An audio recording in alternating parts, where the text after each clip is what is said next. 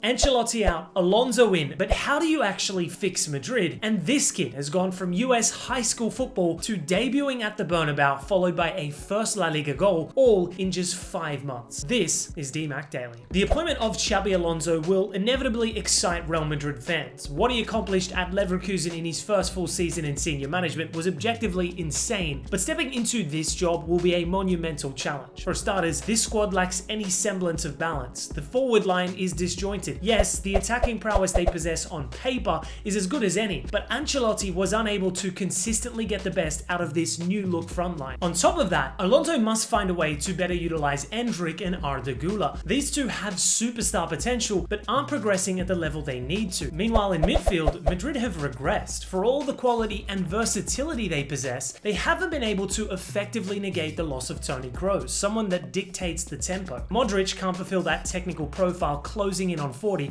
and I think Ceballos' ceiling is fundamentally limited. Truth be told, there are very few players who could theoretically replace Kroos, but I think Alonso's tactical credentials could navigate this problem. Whether that's through recruitment or an internal solution, we'll see. Finally, the backline needs upgrading. Sure, you've added Trent Alexander-Arnold, a world-class offensive fullback, but defensively, there's so many problems. Vasquez is not good enough. Alaba and Militao are extremely injury-prone. Madrid need to sign minimum 2 centre-backs. Meanwhile, their left-back situation isn't great either. So yeah, Xabi Alonso has a lot to think about, and that's without mentioning the insane media scrutiny that comes with the role. Staying on the topic of La Liga, and we gotta talk about the rise of Ivorian-American Yan Diomande. In 2024, this guy was playing for DME Academy, a US high school team, while also playing in the UPSL for AS Frenzy, a 4th-tier semi-pro side, winning the competition's golden boot at just 16. In late 2024, he was scouted by La Liga club Leganés and officially joined this past January. Having arrived initially as a member of the reserve team, not much was expected for the 18-year-old, but just 2 months later, he'd make his senior debut against Madrid at the Santiago Bernabeu. 2 weeks later, his first senior start followed against Barcelona, and just this past week, scored his first La Liga goal in a match Leganés went on to win and keep their La Liga survival hopes alive. Diomande's story is already insane, yet it's only just the beginning for this baller. Finally, for some quick-fire news, Jonathan Tah is now in advanced talks to join Bayern on a free transfer. Wojciech Szczesny has been offered a 2-year contract extension at Barcelona. Sheffield United battered Bristol to reach the Championship playoff at Wembley, and Roma lost their first Serie A match in 6 months, meaning that top 4 race is so competitive. Anyways, that's all for DMAC Daily.